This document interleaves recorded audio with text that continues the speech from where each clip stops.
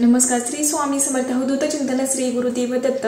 तर बघा 24 तारखेला आणि 24-25ला खरं तर दर्श अमावस्या आलेली आहे आणि या दरम्यान खरं तर खास महिलांनी आपल्या घरासाठी, आपल्या घराचं रक्षण करण्यासाठी आणि आपल्या कुटुंबियाचं रक्षण करण्यासाठी काही सेवा करायची आहे, तर तेच आज डिटेलवार माहिती आपण आज पाहणार आहोत.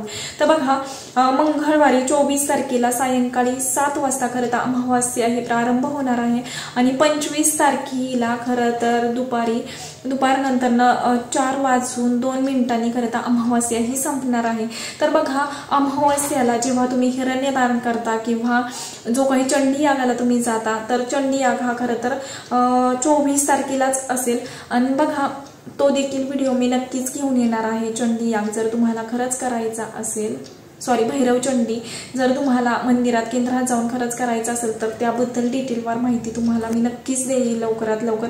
तर बघा अमावस्याच्या दिवशी आपल्याला जेव्हा तुम्ही सकाळी लवकर उठून महिलांनी खरं तर घरातली साफसफाई करायची आहे, स्वतः सुचिरभूत व्हायचं आहे आणि मेन म्हणजे की अमावस्याच्या दिवशी ज्यांना खरंच खूप काही त्रास होतोय, म्हणजे जे डिप्रेशनमध्ये गेलेले आहेत, अतिविचार करतात, ज्यांच्या मनात खरंच निगेटिव्ह विचार येतो किंवा जे खरंच त्यांना असं वाटतंय की मला आत्महत्या करण्याशिवाय असं देखील विचार ज्यांच्या मनात येतात ना, तर त्यांच्यासाठी खरं तर एक उपाय सांगते मी. तर तुम्हाला काय करायचं आहे, अमावस्याच्या दिवशी अंघोळीच्या पाण्यात किंवा तुम्हाला सर्व शरीराला जसं आपण उठणं लावतो तसं अंगाला ते पंचगव्य लावायचं आहे आणि त्यांनी खरं तर आपल्याला अंघोळ करायची आहे. ह्याने काय होतं की जे काही आपल्या मनात साचलेली जी निगेटिव्हिटी आहे ती दूर होते किंवा आपल्या मनात जे काही निगेटिव्ह विचार येतात तर ते ह्या उपायाने खरं तर दूर राहतात. नक्की करा आणि तुम्ही अनुभव घ्या. खरं तर केंद्रात वगैरे ह्या खरं तर पंचगव्य नक्कीच भेटून जातं, तर तिथून देखील तुम्ही ते घेऊ शकता. तर बघा अमावस्याच्या दिवशी जेव्हा तुम्ही सुचिरभूत होता, घरातले सर्व काही तुम्हाला या दिवशी अमावस्याच्या दिवशी जाळे वगैरे काढायचे आहेत.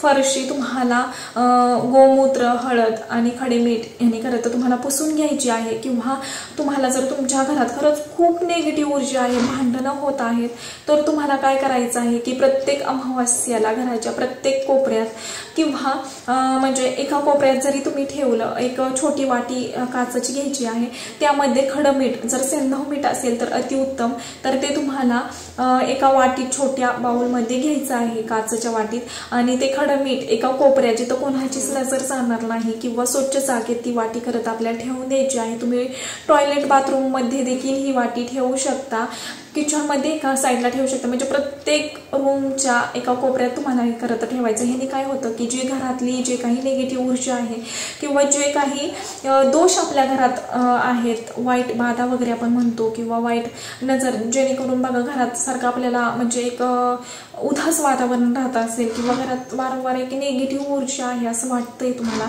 तर तुम्ही नक्कीच हा उपाय करून बघा. तर प्रत्येक अमावस्याला तुम्हाला खरं तर हा उपाय करायचा आहे आणि 8 दिवसांनी, दर 8 दिवसांनी तुम्हाला ते काय करायचं आहे, 8 किंवा 15 दिवसांनी तुम्हाला त्या वाटीतलं खडं मीठ बदलायचं आहे. म्हणजे तुम्ही त्या पाण्यात देखील टाकू शकता किंवा जर तुम्ही बेसिनमध्ये टाकलं तरी सुद्धा चालू शकतं किंवा टॉयलेटमध्ये टाकून दिलं ते मीठ तरी सुद्धा चालू शकतं. आणि नंतर पुन्हा नव्याने त्या वाटीमध्ये, त्या बाउलमध्ये छोट्या काचेच्या मीठ भरायचं आहे. असं तुम्हाला केल्यानंतर बघा थोड्याच दिवसात तुम्हाला घरात एक पॉझिटिव्ह एनर्जी, घरातलं वातावरण आणि घरातली माणसं आनंदी राहिलेली तुम्हाला बघायला भेटतील. तर हे देखील महिलांनी खास करून ह्या सेवा उपाय नक्की करा. त्यानंतर आपली फरशी पुसून झाल्यानंतर आपल्याला काय करायचं आहे, देवपूजा करायची आहे. आणि मेन म्हणजे अमावस्याच्या दिवशी जसं प्रत्येक वेळेस मी तुम्हाला सांगते की तुम्हाला पितृस्तुती स्तोत्र हे करायचंय, पठण करायचंय दक्षिणेला तोंड करून. त्यानंतर तुम्हाला हे करायचंय, अगरबत्ती आणि दिवा लावायचा आहे दक्षिणेला तोंड करून. हे सर्व झाल्यानंतर आपल्याला याच दिवशी खरं तर अमावस्याच्या दिवशी जे काही तुम्ही नित्यसेवा करताय तर त्या नित्यसेवा नक्की करा. आणि खूप सारे दोष ज्यांच्यात आहेत किंवा वाईट बाधा आहेत तर त्यांनी अमावस्याच्या दिवशी नवनाथ ग्रंथाचं पारायण करायला विसरू नका. हा ग्रंथ खरंच खूप प्रभावशाली आहे आणि मी खूप अनुभव घेतलेला आहे खरं तर ह्या ग्रंथाचा. जेव्हापासून म्हणजे मी जेव्हा उदास असते किंवा खूप सारं असं वाटतंय मला की मला खूप साऱ्या अडचणी आहेत माझ्या आयुष्यात असं जेव्हा वाटतं ना, तेव्हा मी नक्की म्हणजे नक्कीच जेव्हा उदास मन होतं ना, तर तेव्हा मी नक्कीच ह्या ग्रंथाचं घरात पारायण करते आणि खरंच त्याच दिवसापासून एक घरात खरंच आनंदाचं वातावरण बघायला भेटतं मला.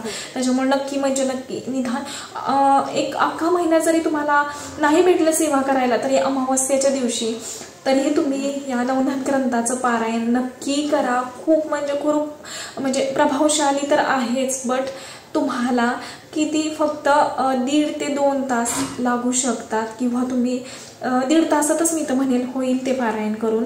9च अध्याय आहेत आणि प्रत्येक ह्याच्यात 100 ओव्या आहेत.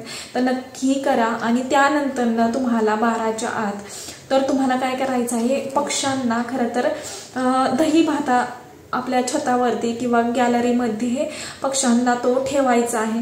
तर बघा, ज्यांच्या घरात लहान मुलं खूप सारे आजारी पडतायत किंवा वारंवार दृष्ट त्यांना लागत आहे, तर अमावस्येच्या दिवशी काय करायचं आहे तुम्हाला काय करायचं, पिवळी मोहरी घ्यायची आहे. ते तांत्रिक उपाय आहे खरं तर, आणि ह्या सेवेने म्हणजे ह्या उपायाने बरंच ज्या मुलांना वारंवार दृष्ट लागती आहे किंवा वारंवार आजारी पडत असतील, तर एवढी छोटी म्हणजे एकदम थोडीशी तुम्हाला काय करायची आहे, पिवळी मोहरी घ्यायची आहे आणि ते तुमच्या मुलावरून 7 वेळा उतरून टाकायची आहे. तर ती देखील तुम्ही बाहेर रोडला देखील टाकू शकता.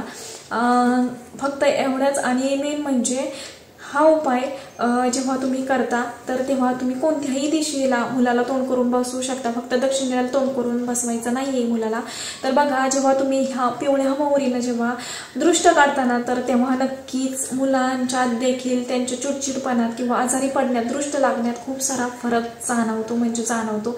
त्यानंतर येतं की बघा, तुमचं स्वतःचं घर असेल तर तुम्हाला काय करायचं आहे, घराचा देखील उतारा तुम्ही करू शकता. म्हणजे एक नारळ घ्यायचा आहे, त्यावरती सुख्या सेंदुराने त्रिशूळ काढायचा आहे आणि त्यानंतर 7 वेळा क्लॉकवाईज आपल्या मेन दरवाजा आहे त्यावरनं 7 वेळा उतरून घ्यायचा आहे आणि तो नारळ खरं तर अशा ठिकाणी टाकायचा आहे की जिथं कोणीही जाणार नाही किंवा कोणीही तो नारळ ओलांडणार नाही, अशा ठिकाणी तुम्हाला तो टाकायचा आहे. ह्याने काय होतं की जी काही घरातली निगेटिव्ह ऊर्जा किंवा म्हणजे आपल्या घरात बरेचसे दोष असतात, वास्तुदोष असतात, तर ते त्या सेवेने खरंच दूर होतात.